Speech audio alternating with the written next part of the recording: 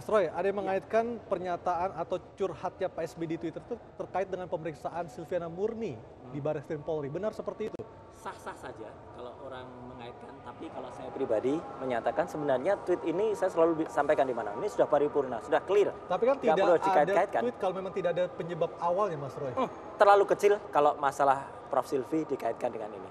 Yang beliau rasakan dan beliau sampaikan itu sebenarnya yang dirasakan oleh masyarakat sekarang ini. Masyarakat Indonesia sekarang dalam boleh dikatakan kegalauan nasional gitu ya. Kalau kemudian melihat bahwa berita itu mana yang mau diikuti. Dua contoh peristiwa tadi, dua contoh berita tadi tentang biaya administrasi STNK yang kita justru mendengarnya pertama kali dari media yang tidak jelas, dan yang kedua media yang resmi justru memberikan sesuatu ya atau memberitakan sesuatu yang tidak benar, itu menunjukkan kekhawatiran masyarakat yang harus dipercaya yang mana. Dan kita juga selalu melihat bahwa di sisi yang lain kalau dikaitkan dengan pilkada, masyarakat kan sekarang dibingungkan. Saya banyak punya teman-teman, ini teman-temannya Mas Gun Gun juga punya lembaga-lembaga survei, ya.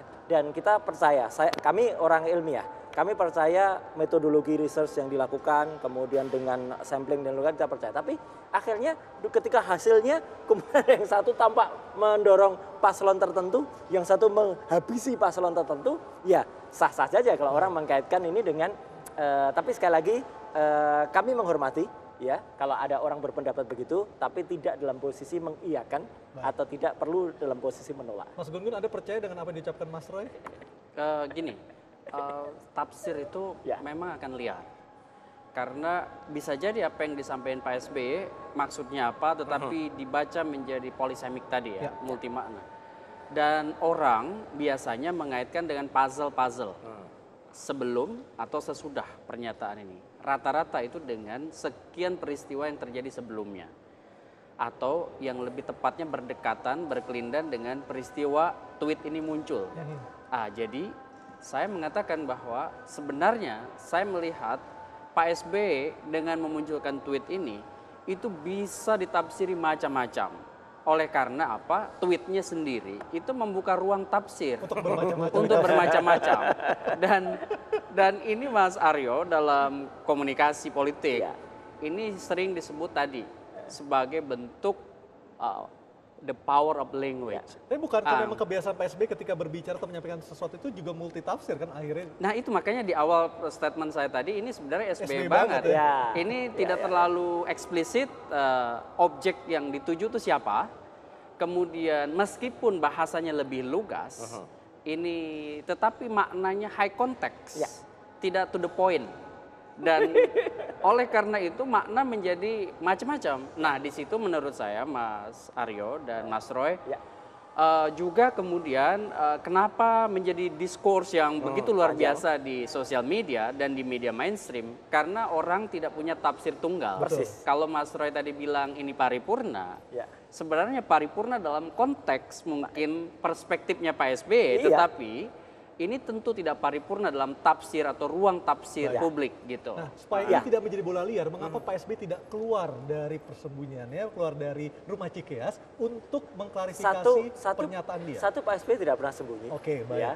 Bahkan beliau kalau misalnya kita ingat ya, pada peristiwa sebelum 4/11, sebelum 4 November, pada tanggal 2 November itu sebenarnya memberikan satu nasihat yang sangat luar biasa. Ada pertemuan di Puri Cikeas. Ya, ada pertemuan di Puri Cikeas dan sangat clear, loud and clear waktu itu kalau sebenarnya persoalan yang sekarang akhirnya menjadi dikait-kaitkan semua gara-gara si itu gitu ya. Itu sebelumnya diikuti nasihat dari Pak SBY itu sebenarnya clear. Misalnya tidak perlu dengan ada gelombang yang seberingan dan sekarang orang saling lapor. Tapi saya ingin mengapresiasi tadi komentar Mas Gun Gun ya. Karena apa? Karena ya sudah kalau gitu memang kita nggak usah menafsirkan ini. Ya, udah introspeksi saja. Apalagi kalau kemudian harus mendatangkan juru tafsir dari Mesir seperti itu. Itu nggak bagus juga. Yang berbicara adalah orang yang terkenal, orang yang pernah berkuasa selama 10 tahun di Republik ini. Iya. Itu menjadi masalah. Justru itulah, bukan gini. Justru itulah. Karena gini, Mas Aryo, kalau kita lihat apa yang disampaikan Pak SBY ini mungkin agak berbeda, Mas Gugul, dengan ditampilkan pada saat di Puri Cikeas pada tanggal 2 November. 2 November yang lalu itu bahasanya sangat tajam, sangat tajam. Itu kemudian dikatakan, itu kok kayak bukan Pak SBY ya, jangan-jangan timnya yang membuat gini. Nah, jadi akhirnya beliau menerima itu juga, mendengarkan itu juga, dan inilah yang kemudian disampaikan.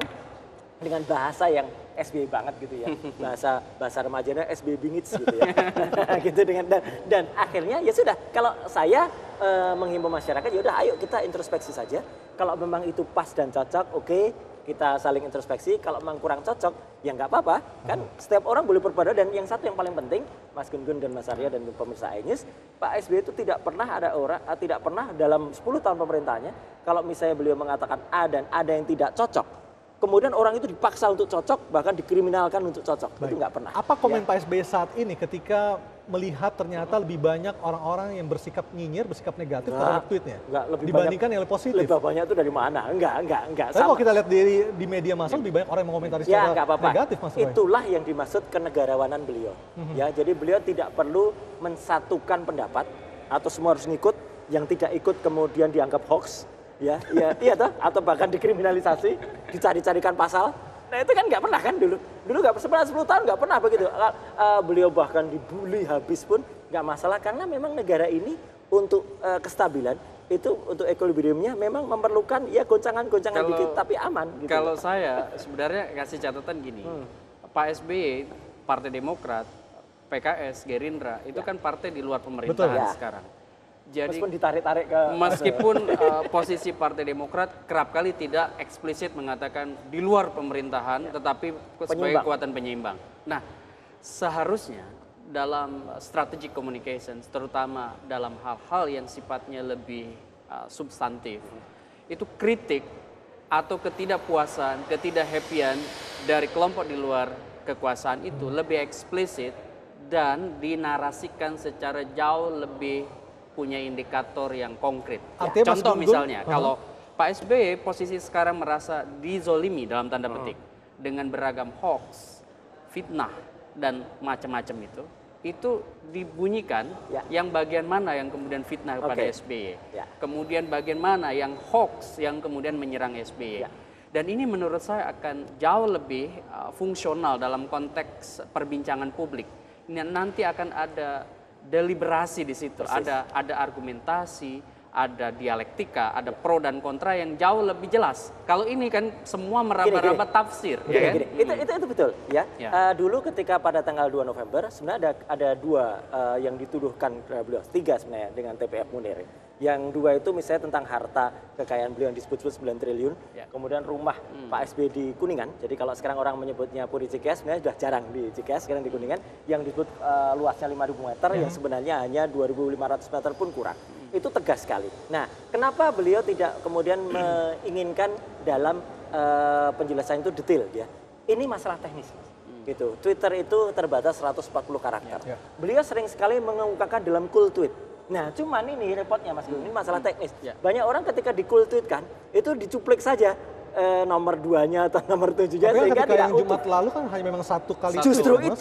Justru karena hanya satu, itulah beliau ingin memukakannya dalam satu tweet yang paripurna, yang sudah jelas. Jadi ya sudah, itulah yang dikemukakan. Kalau ingin melihat apa yang ada, tolong lihat tweet-tweet sebelumnya, atau tolong lihat pernyataan Pak SBY sebelumnya ketika pada tanggal 2 November dan clear. Ya, apakah ketika ingin menulis tweet di akunnya, Pak SBY itu terlebih dahulu meminta pendapat atau sekedar kayak seperti orang biasa saja, ya kapanpun dimanapun bisa nge-tweet gitu? Saya kira beliau itu orang yang sudah sangat berpengalaman, orang yang sudah, apalagi ya jelas 10 tahun memimpin Republik ini selama 2 periode tidak bisa diragukan lagi, dan saya berani pastikan tidak ada orang yang bisa mempengaruhi Pak SBY. Kalau ada orang ngaku-ngaku saya dekat dengan beliau, kemudian saya bisa nyampaikan, tidak sama sekali, ya, tidak ada, ya.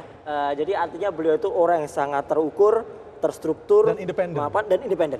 Jadi apa yang beliau tulis, apalagi tegas disampaikan di ujung tweetnya dengan apostrof SBY, apostrof itu adalah menunjukkan kalau itu adalah dari beliau, dan beliau memang memposisikan sebagai warga masyarakat biasa. Baik. Dan mengapa Pak SBY memilih Twitter untuk mencurahkan isi hatinya, dan mengapa tidak menggunakan saluran komunikasi lain untuk langsung berhubungan dengan pihak yang dimaksud? Talk to Ainis akan segera kembali. Bagus.